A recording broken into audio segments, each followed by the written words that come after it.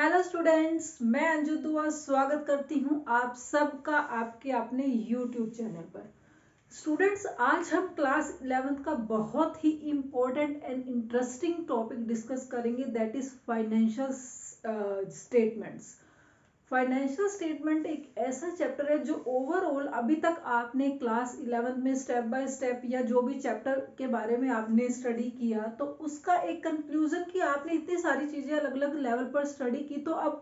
Final उनका role क्या है, कहाँ पर वो यूज होंगे। सारे आपने ट्रायल बैलेंस प्रिपेयर किया, अलग अलग लेजर प्रिपेयर करके उनके क्लोजिंग बैलेंसेस फाइंड आउट किए, तो अब उनका क्या यूज है, कहाँ पर यूज करेंगे, तो उससे रिलेटेड आज आप चैप्टर डिस्कस करेंगे, दैट इज फाइनेंशियल स्टेटमेंट्स। देखो स्टूडेंट्स, हमने स्टार्टिंग में जब अकाउंट्स अपना स्टार्ट किया तो हमने देखा कि हम फर्स्ट ऑफ ऑल जो एंट्रीज रिकॉर्ड करते हैं वो जर्नल में रिकॉर्ड करते हैं। देन आप उसके बाद स्टेप बाय स्टेप उनको सेपरेट कर देते हो, क्लासिफिकेशन करते हो और फिर ट्रायल बैलेंस रेडी करते हो। तो अब जब आपने वो सब स्टेप कंप्लीट कर लिए, तो अब जब मैं अपने ईयर का क्लोजिंग कर रही हूँ या फिर मैं अपनी बुक्स को क्लोज कर रही हूँ, हमें पता है हमारा फाइनेंशियल ईयर कहाँ से कहाँ तक होता है, 1 अप्रैल टू 31 मार्च तक। एवरी ईयर की स्टार्टिंग में जब मैं ऑन 1 अप्रैल से अपनी बुक्स स्टार्ट करती हूँ, I have started my books to record each and every transaction related to accounts, तो मैंने अपनी बुक स्टार्ट की। अब जब every month he each and every month मैंने हर एक अपनी बुक्स में जो भी एंट्रीज अपनी रिकॉर्ड की, तो अब उसका मैं जब एंड करूंगी 31 मार्च को, तो जो मेरा मेन मोटिव होगा जब मैं अपनी बुक्स क्लोज कर रही हूँ, फर्स्ट थिंग तो ये कि इस टाइम पर अगर मैं अपनी बुक्स क्लोज करूंगी तो मुझे एक फाइनल सिचुएशन पता लगेगी कि मैं जब अपने अकाउंट्स प्रिपेयर करूंगी तो क्या मेरी जो फर्म है या जो भी मेरा बिजनेस है, मैं बिजनेस में कोई प्रॉफिट अर्न कर रही हूँ या मुझे लॉस हो रहा है बिजनेस में। तो फर्स्ट ऑफ ऑल आपको वो पता लगेगा। अब जब आपने प्रॉफिट और लॉस फाइंड आउट कर लिया, तो उसके बाद जो आप बात करेंगे कि मेरी फाइनेंशियल पोजीशन क्या है,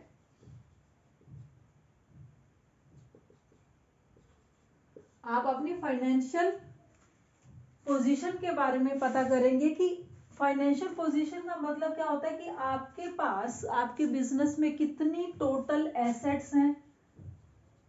एंड कितनी लायबिलिटीज हैं।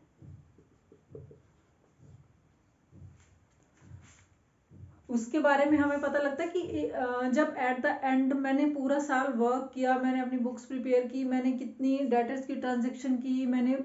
मटेरियल परचेज किया तो मेरे क्रेडिटर्स भी हैं, मैंने सेल किया डेटर्स भी हैं, या इसके अलावा जो ओवरऑल आपने सारे एक्सपेंसेस किए या जो भी इनकम अर्न की, तो उसके बिहाफ पर आप फाइंड आउट करोगे कि आपने पूरे साल की ट्रांजेक्शन के बिहाफ पर या जो भी ओवरऑल बिजनेस किया कंप्लीट ईयर में, तो अब आपका उसका रिजल्ट क्या है, क्या आपने कोई प्रॉफिट अर्न किया है या फिर आप लॉस कर रहे हो, तो वो आपको इन अकाउंट्स की हेल्प से फाइंड आउट कर सकते हो आप। तो हमें यहाँ पर मैंने बताया कि हमें प्रॉफिट एंड लॉस भी फाइंड आउट करना होता है और उसके बाद अपनी फाइनेंशियल पोजीशन भी बतानी होती है। बट इन इन सब का भी क्या यूज है, क्या सिर्फ आप अपने पर्पस के लिए ये सब चीजें प्रिपेयर कर रहे हैं? अगर स्टूडेंट्स आपको याद हो कि हमने जब फर्स्ट चैप्टर अपना स्टार्ट किया था, तब भी हमने उस चैप्टर में भी डिस्कस किया था कि जो भी अकाउंटिंग इंफॉर्मेशन आपकी होती है बिजनेस की, तो उससे रिलेटेड कुछ उसके यूजर्स भी होते हैं कि आपको वो इंफॉर्मेशन किन्हें किन्हें प्रोवाइड करनी होती है, कौन इसके एक्चुअल यूजर्स है, चाहे वो इनसाइड द बिजनेस है या आउटसाइड द बिजनेस है, उन तक भी ये रिलेटेड या रिलेटिव इंफॉर्मेशन आपको प्रोवाइड करनी होती है। क्योंकि आप अकेले बिजनेस नहीं कर रहे हैं, आपके साथ जो भी लोग जुड़े हैं आपके बिजनेस में, वो किसी भी फॉर्म में हो सकता है कि वो आपके बिजनेस में इन्वेस्टर्स हैं, आपके क्रेडिटर्स हैं, आपके डेटर्स हैं, या सबसे पहले मैं बात करूं कि आपका जो बिजनेस है, बिजनेस के ओनर्स को भी तो इंफॉर्मेशन चाहिए ना, कि आप जो भी बिजनेस के ओनर्स हैं उन्होंने जो भी स्टाफ अपॉइंट किया हुआ है, तो वो उनका स्टाफ क्या उस लेवल तक उनके बिजनेस को हैंडल कर रहा है या नहीं। एक्चुअली में उनका बिजनेस उन्हें प्रॉफिट दे रहा है या नहीं, या इससे रिलेटेड अदर इन्फॉर्मेशन। तो फर्स्ट जो एक राइट है, एक बिजनेस के ओनर को राइट है कि उससे उसके पास अपने बिजनेस से रिलेटेड सारी इन्फॉर्मेशन होनी चाहिए। इसके बाद मैं बात करूं तो आउटसाइडर में गवर्नमेंट भी हो सकती है, अदर पब्लिक डिपार्टमेंट्स, जैसे आपने टैक्स की लायबिलिटी पे करनी है तो उनको भी ये रिलेटेड इन्फॉर्मेशन जानी चाहिए। तो वो सब रिलेटिव इन्फॉर्मेशन का मतलब है कि जब आप अपने फाइनल अकाउंट्स फाइनली प्रिपेयर करते हो तो इससे रिलेटेड जो भी इंफॉर्मेशन डिस्क्लोज होगी वो आप उन सबको डिस्क्लोज करोगे, क्योंकि आपके बिजनेस से जो भी लोग जुड़े हैं, अगर उन्हें लग रहा है कि आपकी फाइनेंशियल पोजीशन जो भी आप प्रेजेंट कर रहे हो बैलेंस शीट के थ्रू, अगर वो एक सेटिस्फैक्ट्री इंफॉर्मेशन है कि आपके पास फाइनेंशियल एसेट्स जो है,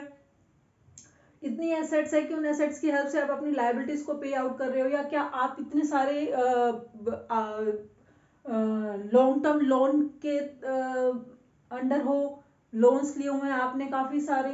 तो बेसिकली ये फाइनेंशियल पोजीशन आपको ये बताएगी कि जो भी आपकी बिजनेस के ओवरऑल एसेट्स हैं और जो आपकी लायबिलिटीज हैं, क्या उनका आपस में मैच हो रहा है। आप उन एसेट्स को इन केस अगर कोई ऐसा बिजनेस का फ्यूचर में लॉन्ग रन नहीं हो पाता या कोई ऐसा लॉस हो जाता है, तो क्या इन एसेट्स की हेल्प से आप उन लायबिलिटीज को पे आउट कर सकते हो या नहीं कर सकते हो, या फिर मेरे पास इतने बिजनेस के अपने फंड्स नहीं है, मैंने बाहर से ज्यादा लोन लिया हुआ है, उनकी हेल्प से मैं अपने बिजनेस को रन कर रही हूँ, तो मेरे पास लायबिलिटी ज्यादा है। तो ये सब आपको इनकी फाइनेंशियल पोजीशन से पता लगेगा।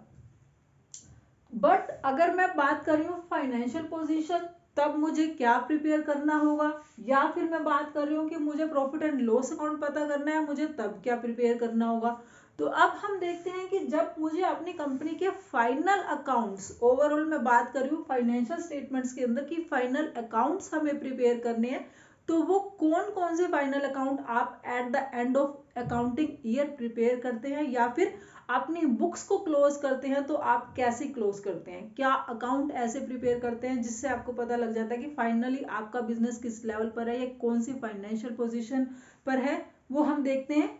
कि हम कौन कौन से अकाउंट प्रिपेयर करते हैं।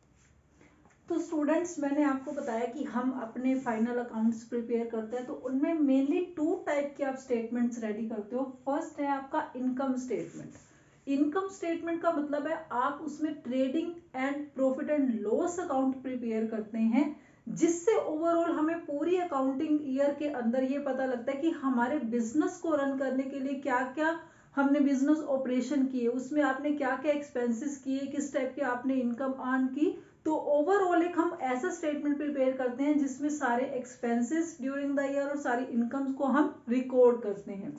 अब ट्रेडिंग अकाउंट की अगर मैं बात करती हूँ, तो ट्रेडिंग अकाउंट में हम ओनली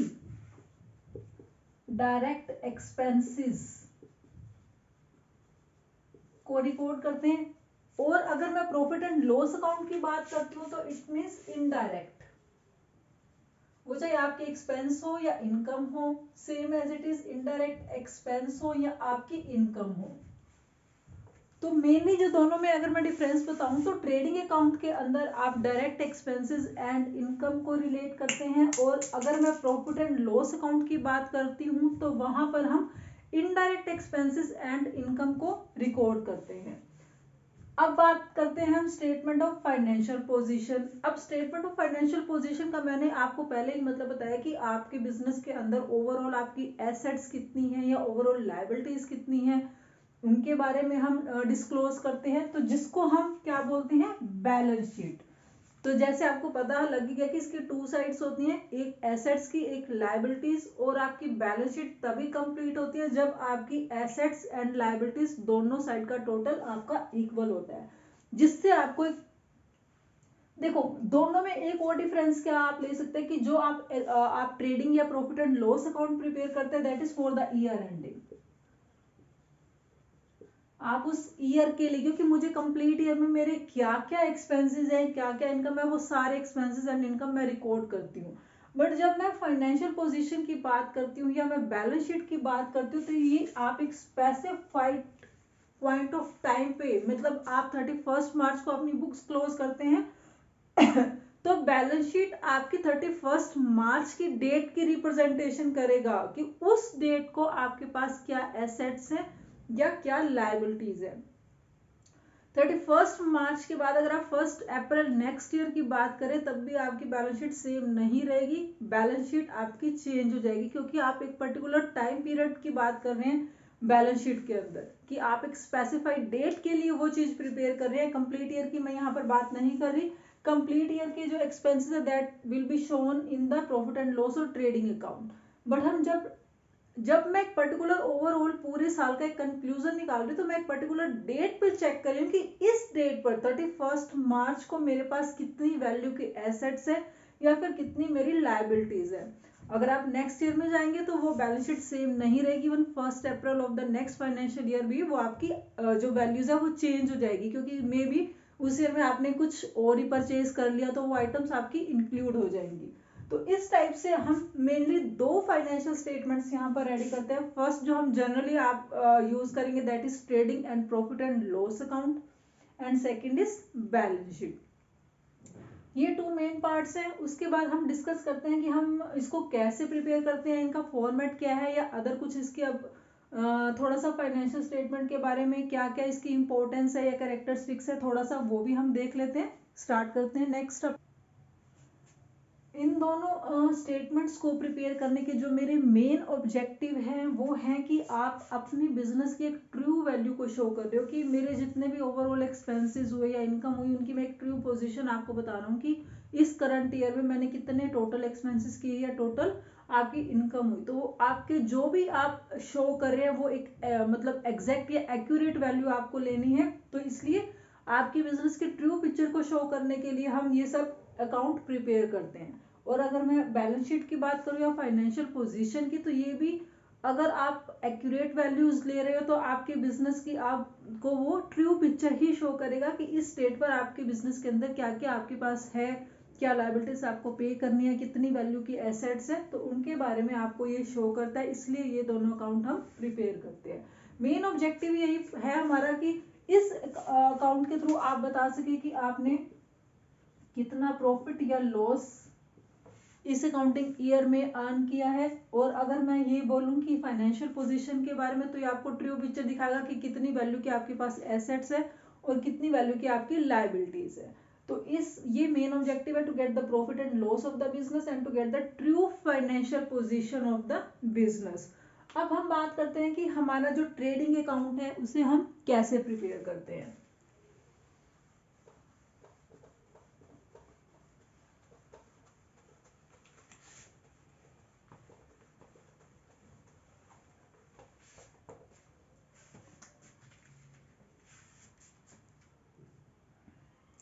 आपका trading and profit and loss account का जो मेन फॉर्मेट रहता है दैट इज, अभी तक आपने कितने भी अकाउंट प्रिपेयर करेंगे कि हर एक अकाउंट ये टी शेप का है, जिसमें दो इसकी साइड है, debit side and credit side. और मैंने आपको पहले ही बताया कि जो trading and profit and loss account prepare करते हैं that is for the year ended, कि किस ईयर के लिए आप प्रिपेयर कर रहे हैं। अब जो फर्स्ट पोर्शन है इस अकाउंट का दैट इज ट्रेडिंग अकाउंट। मैंने आपको बताया कि जब हम ट्रेडिंग अकाउंट प्रिपेयर करते हैं तो इसमें सारी डायरेक्ट एक्सपेंसेस और डायरेक्ट इनकम को हम शो करते हैं। अब आप बोलेंगे कि डायरेक्ट का क्या मतलब है, कि डायरेक्ट एक्सपेंसेस कौन से होते हैं। जो डायरेक्टली आपके प्रोडक्ट की मैन्युफैक्चरिंग या उसके प्रोडक्शन से रिलेटेड एक्सपेंसेस है वो आपके इंक्लूड होते हैं ट्रेडिंग अकाउंट के अंदर। आपको पता ही है पहले हमने कितने अकाउंट प्रिपेयर किए थे, डेबिट साइड पे जितने भी आपके एक्सपेंसेस होते हैं आप वो रिकॉर्ड करते हैं, एंड क्रेडिट साइड पे आप रिकॉर्ड करते हैं अपनी इनकम्स, क्योंकि trading and profit and loss account आपका नॉमिनल नेचर का अकाउंट होता है। और नॉमिनल नेचर के रूल के according debit all the expenses and losses and credit all the income and gains. तो यहाँ पर ट्रेडिंग अकाउंट में मैंने सारे डायरेक्ट एक्सपेंसेस एंड इनकम को रिकॉर्ड करने हैं। ट्रेडिंग अकाउंट के थ्रू जो आपको पता लगता है वो या तो आपका होता है ग्रोस प्रॉफिट या फिर हो सकता है ग्रोस लॉस। और आपको ये भी पता है कि डेबिट साइड पे आप डिनोट करते हैं that is to, and credit side पे आप डिनोट करते हैं बाय से। तो या तो आपका आएगा टू ग्रोस प्रॉफिट और या फिर आपका होगा gross loss by gross loss. अब क्योंकि मैंने आपको बताया कि प्रोडक्ट आपने कोई भी मैन्युफैक्चर करना है या अगर आप ट्रेडिंग भी करते हैं प्रोडक्ट की, तो जितनी भी टोटल ओवरऑल आपने परचेज किए हैं और उस परचेज से रिलेटेड जो भी एक्सपेंसेस हैं आपके, या प्रोडक्ट की मैन्युफैक्चरिंग से रिलेटेड जो एक्सपेंसेस है, वो सब आप ट्रेडिंग अकाउंट में रिकॉर्ड करेंगे। और आपने जितनी भी ओवरऑल सेल की और सेल इसके अलावा अगर आपका क्लोजिंग स्टॉक है या ओपनिंग स्टॉक है, वो सब आपका ट्रेडिंग अकाउंट में हम रिकॉर्ड करते हैं, क्योंकि हमारा यहाँ पर मेन मोटिव है कि ओवरऑल हम ग्रोस प्रॉफिट या लॉस के बारे में बात करें कि हमने कितनी परचेज की, कितनी सेल की, हमारे पास ओपनिंग स्टॉक कितना था, क्लोजिंग स्टॉक कितना था, आपने फैक्ट्री से रिलेटेड क्या क्या एक्सपेंसेस किए, आपने कुछ वेजेस पे की, फैक्ट्री की लाइटिंग एक्सपेंसेस किए, कोयल, गैस, पावर, इस टाइप से जो भी एक्सपेंसेस किए, क्योंकि वो प्रोडक्ट की मैन्युफैक्चरिंग से रिलेटेड है, तो वो सब आप ट्रेडिंग अकाउंट में रिकॉर्ड करेंगे। और फर्स्ट थिंग स्टूडेंट, यहाँ पर आपको जो पॉइंट माइंड में रखना है कि क्लोजिंग स्टॉक आपको यहाँ पर स्टेटमेंट के अंदर, जैसे क्वेश्चन का फॉर्मेट जो भी होगा, आपको ट्रायल बैलेंस के अंदर नहीं गिवन होता क्लोजिंग स्टॉक, क्योंकि क्लोजिंग स्टॉक की वैल्यूएशन तो हमें यहीं से ही पता लगेगी जब आप अपना ट्रायल बैलेंस कंप्लीट कर लेते और ये अकाउंट्स रेडी करते हैं, तब हमें फाइनली ये पता लगता है कि मेरे पास ओपनिंग स्टॉक कितना था, ड्यूरिंग द ईयर आपने परचेज कितना किया, कितनी आपकी सेल हुई, तो उन सब की कैलकुलेशन से आप फाइंड आउट करते हो कि कितना आपके पास अनसोल्ड मटेरियल, या जिसको हम क्लोजिंग स्टॉक भी बोलते हैं, वो हम फाइंड आउट करते हैं। इसलिए क्लोजिंग स्टॉक आपको आउटसाइड द क्वेश्चन गिवन होगा, तो क्लोजिंग स्टॉक हम ट्रेडिंग अकाउंट में शो करते हैं, या आपको स्टेटमेंट के अंदर जो क्वेश्चन का फॉर्मेट होगा ट्रायल बैलेंस की फॉर्म में गिवन है जो भी है, तो वो आपको उसके साथ नहीं गिवन होगा, आपको क्वेश्चन के बाद नीचे एडजस्टमेंट में गिवन होगा कि क्लोजिंग स्टॉक का इतना वैल्यूएशन हुआ, और क्लोजिंग स्टॉक हम ट्रेडिंग अकाउंट में ही शो करते हैं। तो इसका एक डायरेक्ट हम फॉर्मेट देख लेते हैं कि हम जब ट्रेडिंग अकाउंट प्रिपेयर करते हैं तो हम कैसे इसमें क्या क्या आइटम्स को शो करते हैं।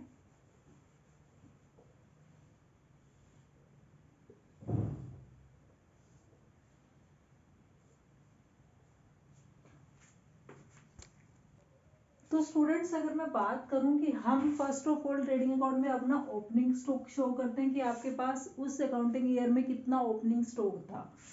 अब ओपनिंग स्टॉक भी जनरली अगर हम बात करें तो एक अकाउंटिंग ईयर के क्लोजिंग में जो स्टॉक बचता है, जो आपका unstored material at the end of the year होगा, वो नेक्स्ट ईयर के ओपनिंग में आपका ओपनिंग स्टॉक कहलाता है। तो ओपनिंग स्टॉक जो आपको गिवन होगा वो आप मेंशन करेंगे। आपने ड्यूरिंग द ईयर जितनी भी वैल्यू की परचेज की है, नेट परचेज आपको यहाँ पर लेनी है। नेट परचेज का मतलब है कि अगर परचेज में से कुछ भी परचेज रिटर्न हुआ है तो वो आप माइनस करेंगे, वो आप आइटम ले लेंगे। अच्छा, क्योंकि आप फैक्ट्री में आपकी लेबर होती है तो उनको वेजेस पे करते हैं, आप वेजेस लेंगे। अगर क्वेश्चन में मेंशन है आपको वेजेस एंड सैलरी, तो it means that is wages,